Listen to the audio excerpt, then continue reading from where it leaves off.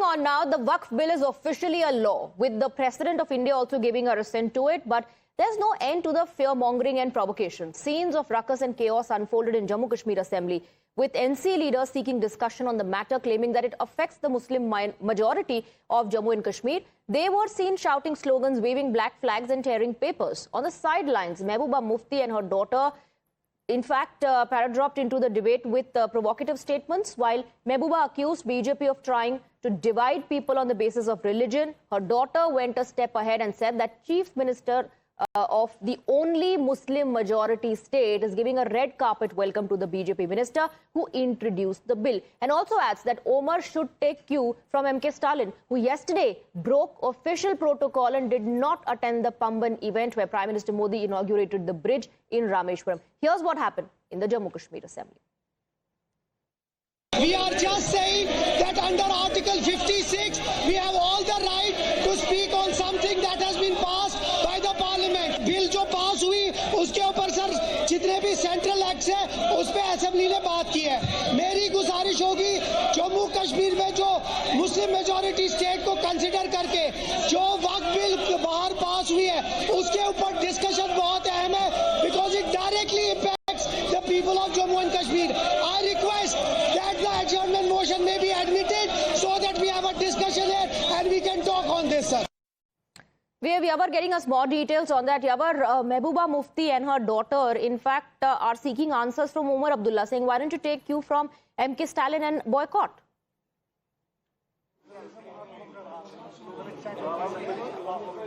Well, exactly. The Waqf Pro has taken a toll on today's assembly session in the J&K Assembly that held in the Jammu after a 12 days long gap. In fact, after the Speaker disallowed the adjournment motion that was moved by the National Conference MLA Tanveer Sadiq, the Mehbooba Mufti took to her Twitter post. In fact, she castigated the National Conference move that they should, first take a lesson from the Tamil Nadu government over the Waqf move, and also said that it looks like that the National Conference is doing what the BJP's anti-Muslim policy has been gaining the ground. In fact, she raised an alarm saying that this is a Muslim majority state and one should have considered the largest mandate given to the National Conference. And after that, we witnessed that many political developments are taking place. Though there was no end to the chaos in the Assembly, forcing the Speaker to call off this session for today. Now this will begin from tomorrow. In fact, the Speaker has categorically said that in a Rule 53 of the proceedings of the House, it won't allow any sort of debate being held on the Waqf Amendment Bill as it's a sub judice matter and should be, dealt by the court himself. So a lot of the developments are taking place now. Shortly from now, the Mehbooba Mufti is expected to hold a media conference in Srinagar over this, row that has taken place in the J&K Assembly, and seeking the answer from the powers of the corridors, corridors of the power, that why this bill has been disallowed and why there was no discussion taken place, despite the fact that National Conference, they, clarified this resolution in a meeting that held in the Srinagar just 3 days back. So Mufti is asking Omar Abdullah to follow Mr. MK Stalin, while Bharatiya Janata Party is hitting out at the Mufti, saying this is nothing but provocation. Yavar, thank you very much for getting us the details. BJP MP Sudhanshu Trivedi, in fact, has slammed the opposition, calling intolerance towards the Waqf law utter contempt of constitution. Once the Waqf law has been passed after due process which is constitutionally established, but those state governments which are opposing, whether it is Tamil Nadu government or the Jammu Kashmir government, it clearly shows that they are having utter contempt for constitution, because as per constitution, no state government can oppose any law passed by the Parliament of India. And the type of scenes which has been witnessed in Jammu Kashmir Assembly, if they are tearing apart, it means these are the people under whose hand the constitution is in danger. Sabyasachi is joining us on the broadcast with more details. Sabyasachi, this debate is only intensifying with the opposition choosing to go to the courts. Mehbooba Mufti and her daughter suggesting that Omar Abdullah should learn from MK Stalin. BJP says this is nothing but provocation, and more than that, it's contempt of constitution.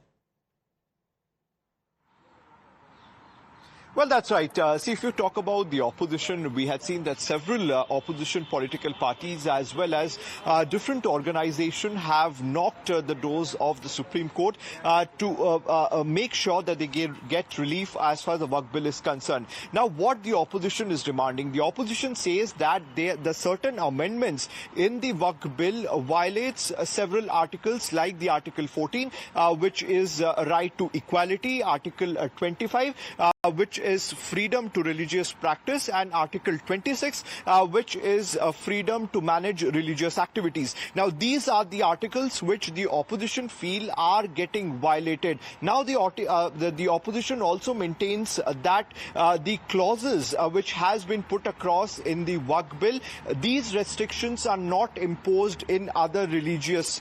So clearly that is creating a lot of pressure as far as the Muslim community is concerned, and that is the reason why, whether it is the Congress party, whether it is the NC or other political parties, all of them have been demanding that they should get relief from the Supreme Court regarding the Waqf Bill. Whereas the BJP clearly saying that the Waqf Bill has now become a law, it has got the assent from the President of India. But right now, all the opposition parties and opposition leaders are doing politics of appeasement, and they are in fact doing this so that they don't want the backward Muslims to rise up. So this rhetoric is coming in from the BJP side, whereas the war of words is continuously intensifying as more and more political parties and organizations are reaching the Supreme Court. Right. Sabyasachi, stay on with us. Now, in Jammu Kashmir, PDP and Congress are digging in their heels, stepping up the heat, stepping up the pressure on Omar Abdullah for meeting and being cordial with Kiran Rijiju. आज भी यहाँ पर वक़्फ़ का जो मसला है, ये हमारी ज़ियारतों, कब्रिस्तानों और मस्जिदों का मसला है और मुस्लिम के हमारे बुजुर्गों की विरासत का मसला है. So we wanted to register our protest, but unfortunately the speaker has disallowed the motion.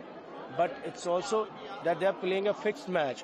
They are opposing BJP while they are also facilitating BJP's policy on ground. और आज इस बिल की अपोजिशन न करना इस साबित है कि जम्मू कश्मीर की गवर्नमेंट सबसे बड़ा कॉम्प्रोमाइज कर रही है on the issues of not just Kashmir but also the Muslim issues. यही कहना चाहेंगे कि ये constitution, democracy, rule of law उसका उल्लंघन है. हम चाहेंगे इस मुल्क में लोकतंत्र है, इस मुल्क में संविधान है, इस मुल्क में सेक्युलरिज्म है और सुप्रीम कोर्ट ने भी कहा है ये रूह है हिंदुस्तान के आईन का. भाई मेरे, डेमोक्रेसी में सिर्फ नंबर्स मैटर नहीं करते. ब्रेजनली आप rule of law, federalism, secularism को वायलेट कर रहे हैं, इदारों को खत्म कर रहे हैं. ये छोटा मसला नहीं है. It's a matter of serious concern. Well, 9 petitions have been filed in the Supreme Court of India challenging the new law. And among political leaders who filed petitions are Congress MP Mohammad Javed, Aam Aadmi Party's Amanatullah Khan, AIMIM's Asaduddin Owaisi, SDPI's Mohammad Shafi, and also filed a plea against the act. Apart from them, Arshad Madni of Jamaat-e-Ulema-e-Hind, Muslim organization from Kerala, Samast Kerala Jamiatul Ulema also moved Supreme Court challenging the constitutional validity of the law. Fresh petitions have also been filed by the AIM, PLB and IUML. Apart from these Muslim bodies, there's also an NGO, Association for Protection of Civil Rights. They've filed a petition in top court. Let's listen into what one of the petitioners, Arshad Madni, has to say. Hindustan के दस्तूर ने हमें अपने मजहब के अंदर आज़ादी दी है. ये एक बदकिस्मती की बात है कि मुल्क का वो सेकुलर दस्तूर जिसके अंदर हर अक़लियत को और ख़ास तौर पर मुस्लिम अक़लियत को अपने मजहब के साथ जिंदा रहने का हक दिया गया है, उस हक को मौजूदा गवर्नमेंट छीन रही है. इस वक्फ बोर्ड के अंदर जो चेयरमैन होगा वो मुसलमान होगा. कानूनी एतबार से हमें कोर्ट का रुख करना चाहिए. हम आज कोर्ट के अंदर चले गए और हम जहां तक लड़ सकते हैं कानूनी एतबार से हम लड़ते रहेंगे, लड़ेंगे. हमें इस चीज से बड़ी खुशी है कि अपोजिशन ने बहुत खुलकर हमारा साथ दिया है. All right, Sabyasachi continues to be with us on the broadcast. The action now shifts to the court. Sabyasachi.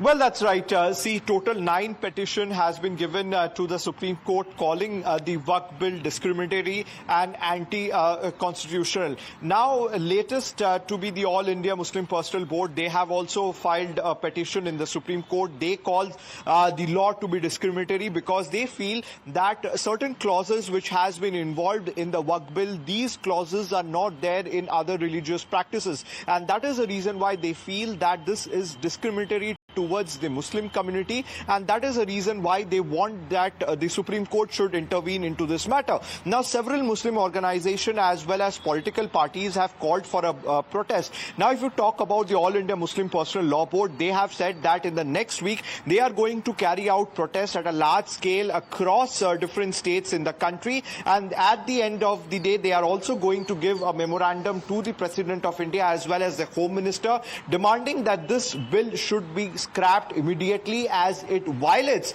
several articles in the Constitution, and that is the reason why these opposition parties as well as the religious organization have demanding that the Waqf bill should be scrapped by the Supreme Court as soon as possible.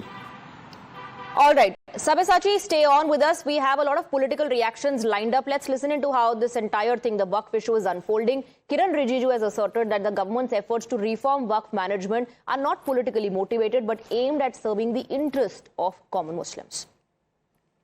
जिसको समझ में नहीं आया वो नाराज है, जिसको अच्छा से समझ आ जाएगा कि हमने वक्फ अमेंडमेंट बिल में क्या प्रावधान किया है, राजनीति को छोड़ के अच्छा से सोचेंगे तो गरीबों के लिए, मुसलमानों में महिलाओं के लिए, जो बैकवर्ड कम्युनिटीज़ है, बच्चों के लिए, सबके लिए है। आपको पता चलेगा अगले 2-3 साल के अंदर में इसका फायदा बहुत ज़्यादा होने वाला है। See, what happened, this is unconstitutional. The Article 25, 26, 27 have been jeopardized, have been hurt by this amendment, and the religious freedom, right to profess and propagate the religion, and other activities have been compromised by this amendment. Therefore, we call it unconstitutional. We are knocking the door of the Supreme Court, hopeful that Supreme Court will strike down this amendment. With that, we're slipping into a very short break. A lot more lined up on the other side. Stay on with us.